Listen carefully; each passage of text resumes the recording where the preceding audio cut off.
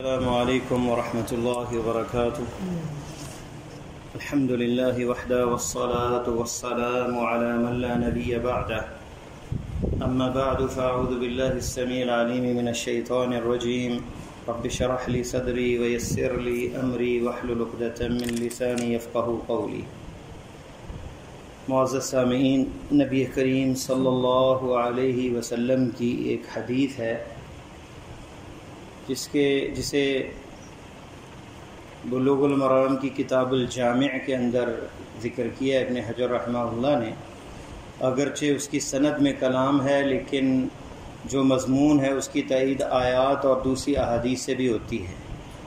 آپ نے فرمایا کہ دو ایسی خصلتیں ہیں لا یجتمعان فی مؤمن، کسی مومن میں یہ اکٹھی نہیں ہو سکتی.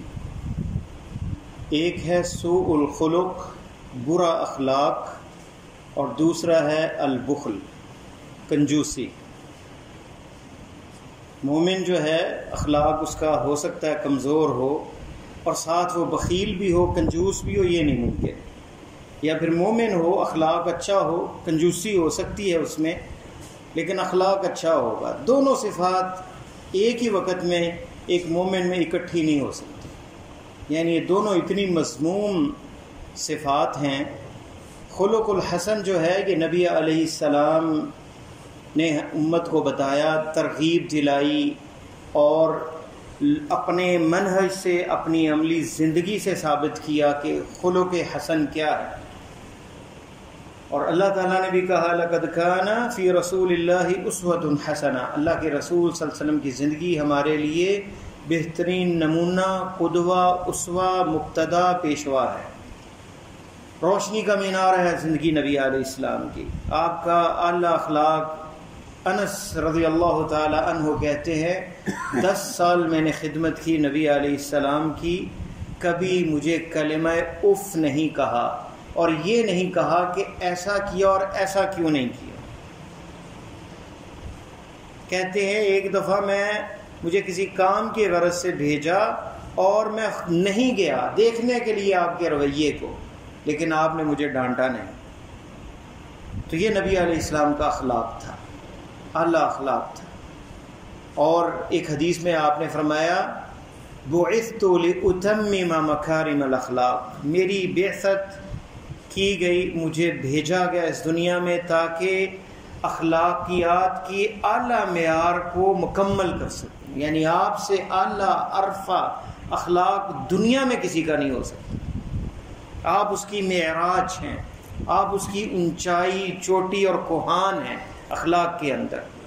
کہ آدمی ایک آتا ہے آپ کے چادر آپ کی گردن مبارک میں ڈال کے کھینچتا ہے اور کہتا ہے مجھے اس مال میں سے جو دو، اس مال سے دو جو تمہارا نہیں، تمہارے باپ کا نہیں، اللہ کا مال ہے. اور نبی علیہ السلام پیار سے اس سے بات کرتے ہیں. صحابہ اٹھتے ہیں کہ اس کی گردن اڑا دیں ہم، یہ منافق ہے جو یہ گستاخی کا مرتکب ہو رہا ہے، لیکن آپ انہیں روکتے ہیں، ٹھنڈا کرتے ہیں. تو یہ وہ اعلیٰ اخلاق تھا. فرمایا تم میں بہترین وہ ہے اور اقربکم منی مجلسا یوم القیامہ، قیامت کے روز جس کا مقام سب سے زیادہ قریب ہوگا میرے، احاسنکم اخلاقا، جس کا خلق سب سے اعلیٰ ہو. کتنے ایسے لوگ ہیں باہر بڑے میٹھے بول بولتے ہیں، بڑی پیاری بولی، گھر میں آتے ہیں تو مزاج ہی بدل جاتا ہے.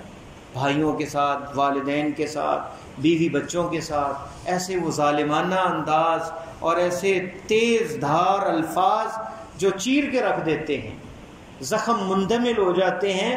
لیکن یہ الفاظوں کی جو تیزی ہے، یہ جو زخم دل گھاؤ اور زخم دیتی ہے، وہ جلدی نہیں بھرتے.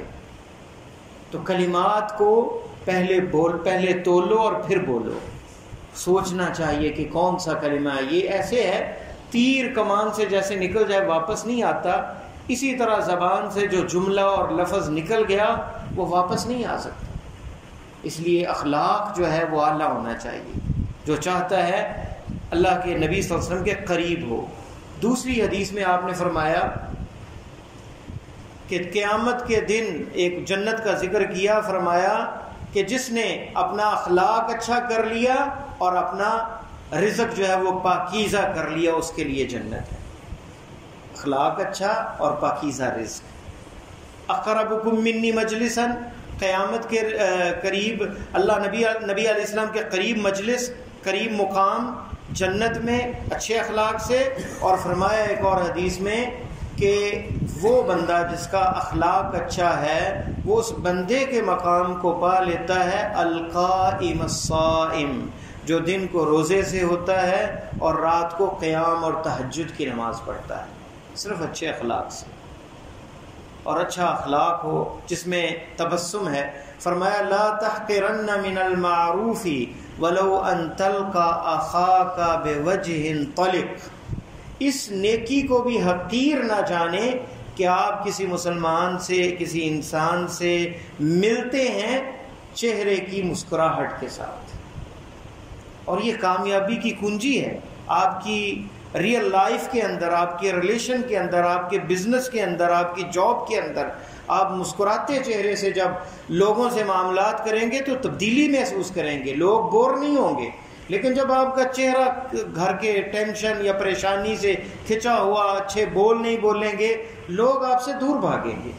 تو اچھا اخلاق، اچھا کردار، دین صرف آخرت کے لیے نہیں، یہ اس کے اندر رہنمائی ہماری دنیا کی زندگی بہترین ہو، دنیا کی زندگی بھی کامیاب ہو اور آخرت کی زندگی بھی کامیاب. کیونکہ اللہ تعالیٰ کریٹر ہے، بنانے والا ہے اس دنیا کو اور انسان کو بنانے والا ہے. اور رحمان وہ رحمان ہے جس نے خلق الانسان، انسان کو بنایا ہے، کریٹ کیا ہے. اور علمہ البیان، اس نے بیان بھی انسان کو سکھایا ہے. تو رحمان قرآن کے ذریعے جو ہے ہم اللہ تک پہنچ سکتے ہیں، اور قرآن میں ساری ہی رہنمائی ہے. اچھے بول بولیں. کنجوسی کیا ہوتی ہے؟ کنجوسی جہاں خرچ کرنا ہوتا ہے وہاں ہاتھ روک لیتا ہے بندہ. اور یہ کنجوسی نہیں ہے کہ آپ فضول خرچی کریں، مہمان آئے تو 10 ڈشیں بنا لیں، یہ سخاوت نہیں ہے. اور یہ کنجوسی بھی نہیں ہے کہ آپ 2 ڈشیں بنائیں، مناسب خرچ کریں. 100 مہمان ہیں تو 100 کا ہی بندوبست کریں، 200 کا نہ کریں. یہ کنجوسی نہیں ہے، یہ تو اعتدال اور میانہ روی ہے. کنجوسی یہ ہے کہ والدین کو ان پہ خرچ نہ کرے، اپنی ذات پہ خرچ نہ کرے. اب کپڑے خرید سکتا ہے، اچھے نہیں خریدتا، پھٹے ہوئے کپڑے پہنے ہوئے، جوتے پرانے پہنے ہوئے، شکل دیکھیں آپ کہیں کہ یہ بندہ پتہ نہیں بیکاری ہے کون ہے، اور کروڑوں کی اس کے پاس جائیداد ہے. جدہ کے اندر ایک عورت جو بیکارن تھی، اس کا وہ مر گئی. ہمسایوں نے دیکھا کہ کافی عرصے سے کوئی آواز نہیں آ رہی.